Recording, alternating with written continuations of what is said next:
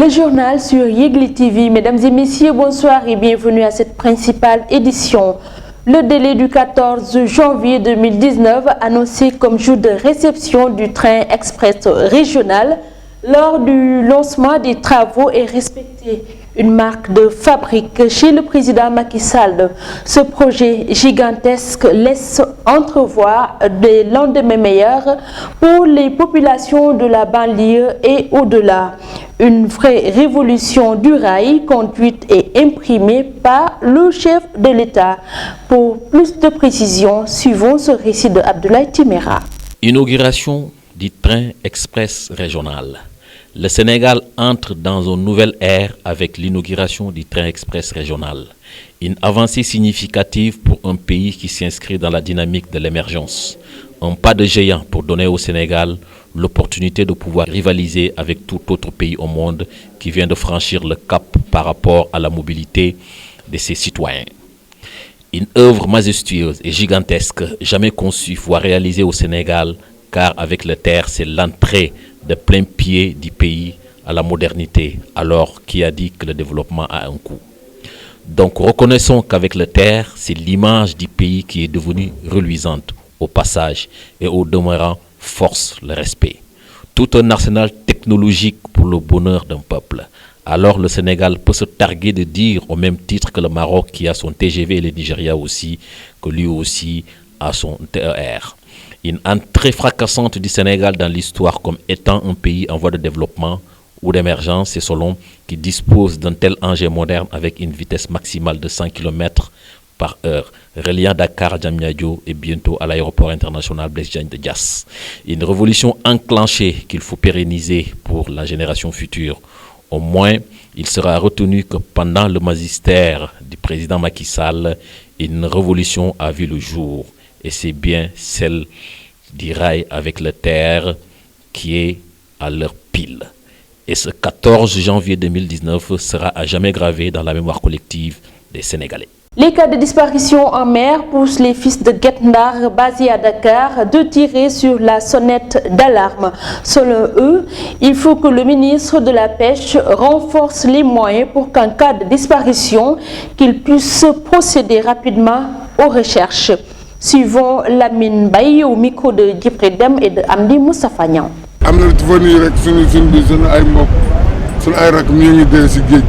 On a perdu nos proches en mer.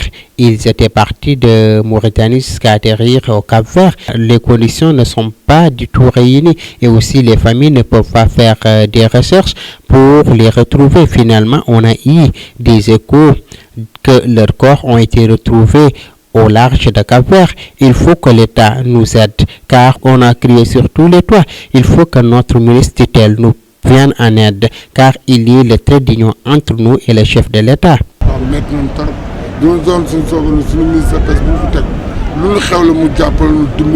Restons toujours à la mer pour dire que la rareté du poisson et de l'essence nous a poussé à aller à la rencontre des pêcheurs et acteurs de la pêche établis à Yoff. Selon eux, certes, il y a du poisson, mais l'essence pour les pirogues est introuvable actuellement.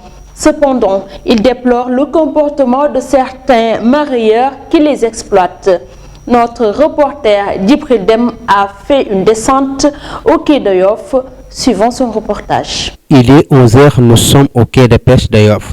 Les travailleurs s'activent d'une part, d'autre part c'est le marchandage. La plage pleine comme un œuf. Tout à coup, les pirogues accostent. C'est le moment choisi par notre interlocuteur pour déplorer la rareté de l'essence. On note des problèmes surtout par rapport à l'essence qui est en manque. Des fois, on nous fait signe pour nous dire qu'il y a de l'essence dans certaines zones, mais ce n'est pas suffisant.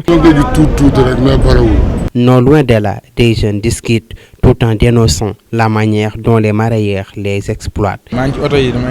Je travaille dans les autos frigorifiques. On remercie le bon Dieu et on se contente de ce qu'on a. Mais il y a du poisson. Notre seul problème, c'est la fraîcheur et certains mareyeurs qui nous exploitent à longueur de journée. Selon toujours Lamine Baye, les difficultés n'en manquent pas. Oui, il y a des poissons, mais des fois ça devient introuvable et on voit rarement des clients, on ne sait pas c'est dû à quoi. En cette période, la pêche est moins fructueuse. Si l'on se fie aux acteurs du secteur, ils demandent toutefois plus d'aide et d'accompagnement. Restons toujours dans la commune de Yoff pour dire que la fondation Koujiro de l'Afrique Ecores a procédé à la réhabilitation d'une école de la commune. Ce projet, qui entre dans le cadre de la reconstruction des écoles de la commune de Yoff, a pour but de raffermir la coopération entre le Sénégal et le Japon. Reportage d'Ibrahim Amdi Moustapha Niang. Comme inscrit dans son programme de réhabilitation des écoles de la commune de Yoff, le Japon, à travers son champion de rallye Kenjiro Shinozuka, a procédé à la rénovation de l'école qui porte son nom au Sénégal. Occasion pour le directeur de la dite école de remercier le champion. C'est une occasion pour moi de lui réitérer mes sincères remerciements pour son engagement dans le projet de reconstruction de l'établissement. Selon l'ambassadeur du Japon au Sénégal, Kenjiro va perpétuer le legs. C'est pourquoi il a décidé de faire quelque chose pour le peuple sénégalais.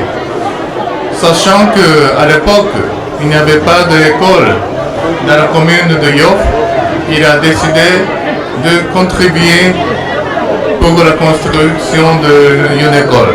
Par ailleurs, le premier adjoint du maire de la commune de Yoff magnifie le geste de Kenjiro. Monsieur Shinozuka, Yoff vous doit beaucoup et vous remercie.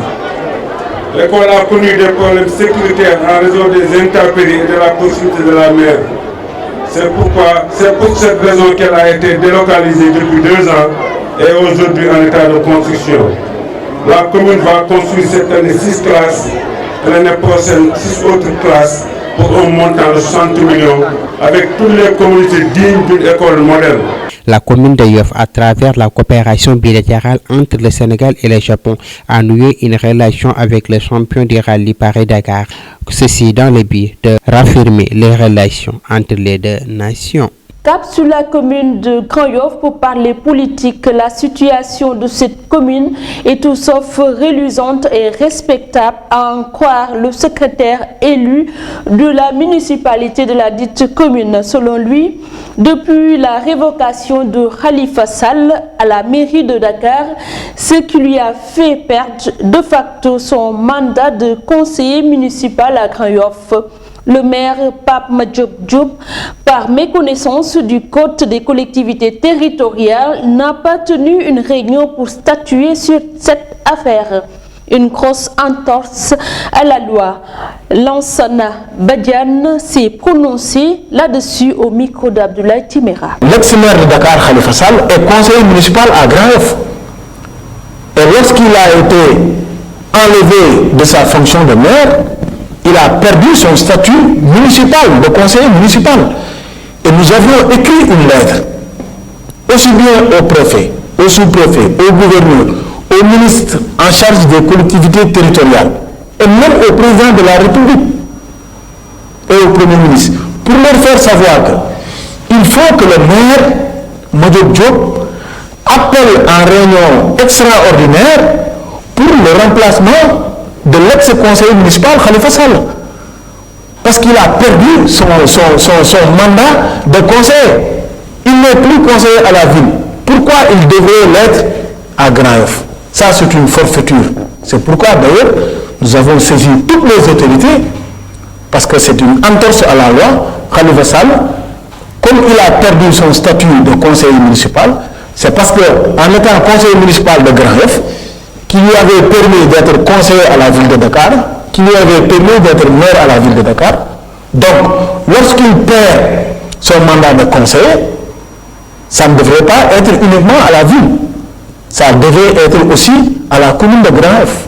L'actualité internationale est présentée aujourd'hui par Alun Badaradia. La Cour pénale internationale a décidé ce mardi de l'acquittement de Laurent Gbagbo et de Charles Blé Goudé. Les deux hommes étaient poursuivis pour crimes contre l'humanité après les violences post-électorales de 2010 et 2011. Les juges ont ordonné la remise en liberté immédiate des deux accusés, mais elle a été suspendue à la demande du procureur. Selon les juges, le procureur n'a pas été capable d'apporter suffisamment de preuves pour démontrer que Laurent Gbagbo et Charles Blé Goudé étaient à l'initiative d'un plan commun visant à se maintenir au pouvoir et de ce fait à user de violence pour y parvenir. Une nouvelle audience aura lieu sur ce sujet ce mercredi matin. Le président gabonais Ali Bongo est de retour dans son pays dans la nuit du 14 au 15 janvier, en toute discrétion. Une semaine après la tentative de coup d'État du 7 janvier dernier, absent de son pays depuis le 24 octobre 2018 suite à un accident vasculaire cérébral, a interrompu sa convalescence à Rabat au Maroc.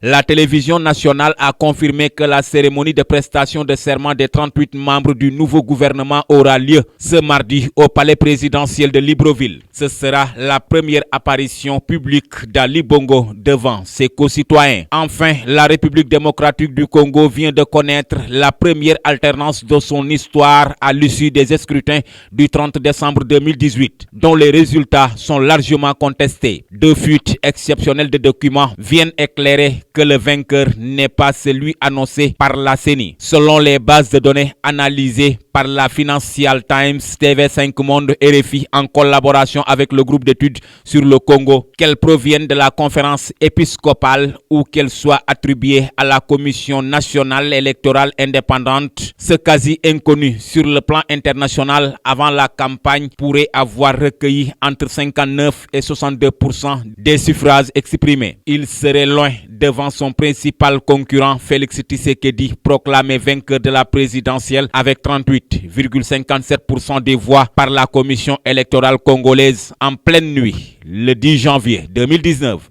Mesdames et messieurs, c'est cette page internationale qui met fin à cette édition. Merci de l'avoir suivi. Excellente suite de programmes sur Yegle TV.